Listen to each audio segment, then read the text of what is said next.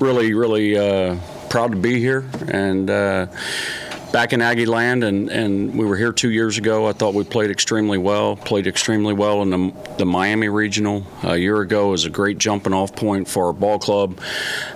In August, we returned a good mix of guys that had a lot of experience, and so had just a tremendous 56-game regular season full of just lifetime memories and a lot of firsts. And we checked a lot of boxes. We wanted to get in the top 25. We've been able to do that for the last 8 weeks. Wanted to get in the top 40 in the RPI. We were certainly able to do that.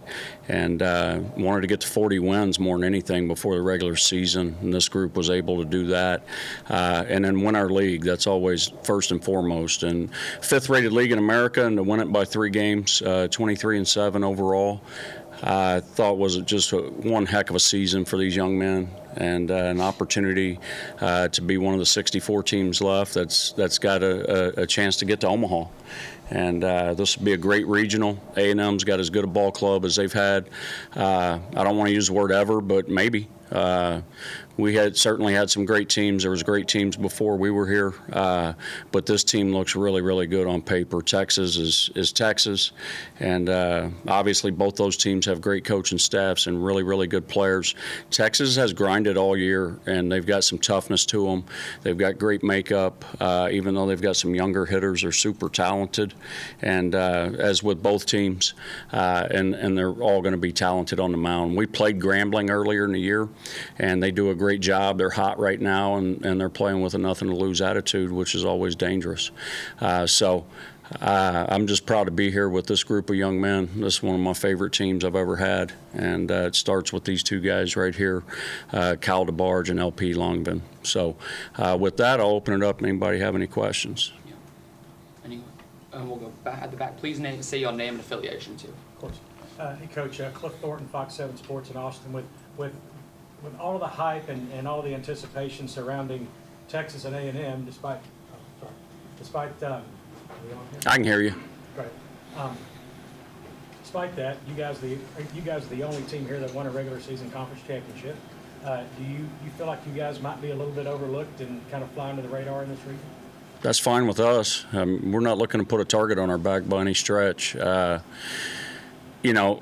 Although they might not have won a conference title, we got to put that in perspective with the 2 leagues that they're in the SEC and the Big 12. When you look at the leagues, SEC, ACC, Big 12, Big 10, and us, and you can separate Big 10 and us by I'm not good at fractions, but I think it's like 1,000th of a whatever, and so 4th, 5th best league in America.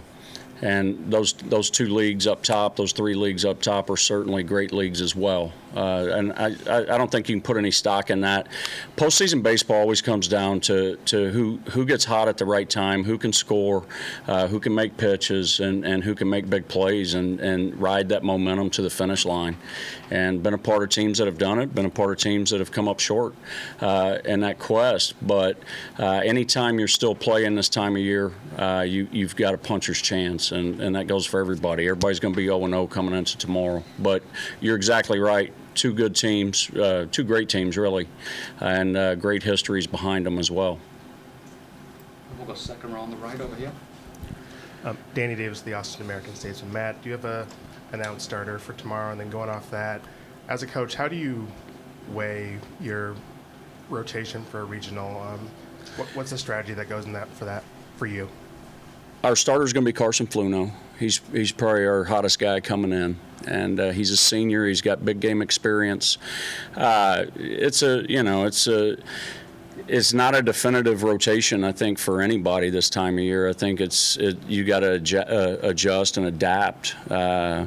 You've got to look at the matchups, look at the teams, really and truly, and look at who's fully healthy and able to give you some innings and get you off to a great start. And so that's kind of the way we approach it. It's just a game plan. If you look at Bill Belichick and the Patriots, they didn't have a definitive offense. They had a game plan, and it was based on who they're playing week to week. And that's kind of the same thing this time of year. It's who you're playing, what are their numbers, what are their splits, and what do we have available. And so the way I look at a regional or a tournament or anything, you got to do whatever it takes to try to get that first one. And that's what we'll do. I think Carson will get us off to a good start. He's going to have to. They're going to throw Grubbs, I believe, and you know, that young man's pound for pound been one of their top arms all year, sinker slider guy that can really pitch. We'll go front to the left over here. Rob Havens, Aggieland Illustrated. Howdy, Coach. Welcome back to Aggieland. Oh, thank you.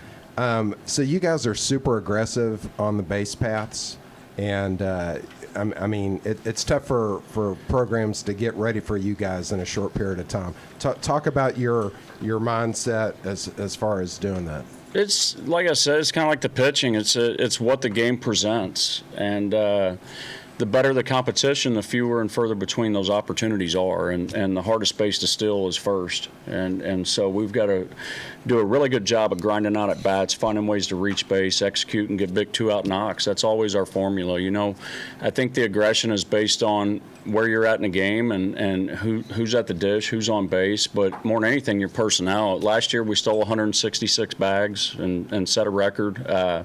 This year we have 100 fewer than that, and that's just based on our personnel and our identity.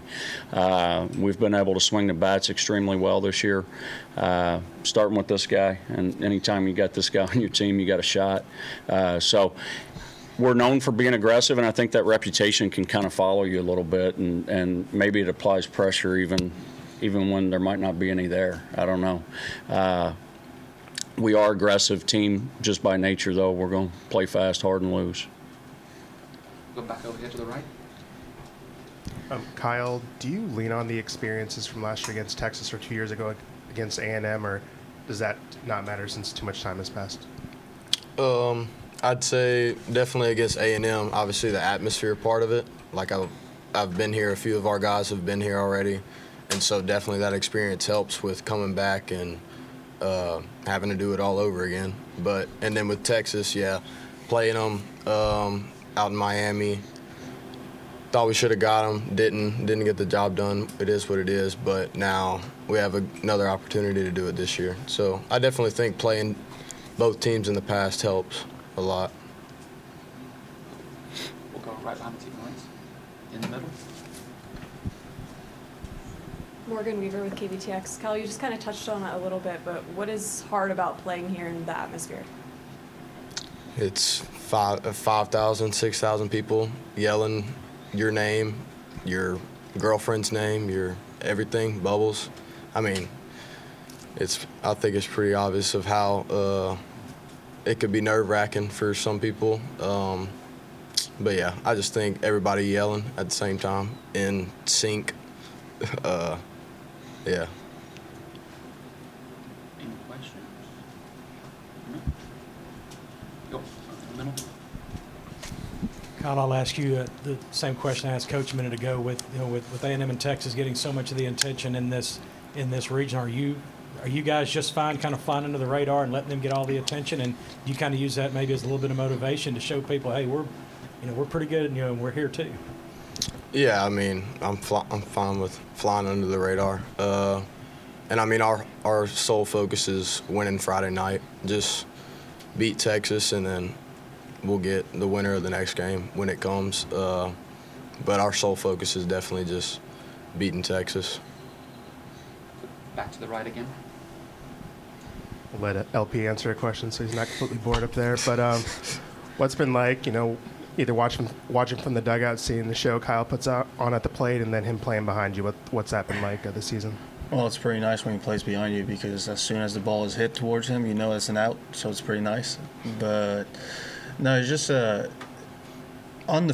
seeing him perform is really interesting. Like, it's crazy just seeing him play. But the best part about it is just having him as a friend, as a teammate outside of the baseball world. He's better leader than he is a baseball player, which is the best thing for us on the team, I would say. Any more questions? No?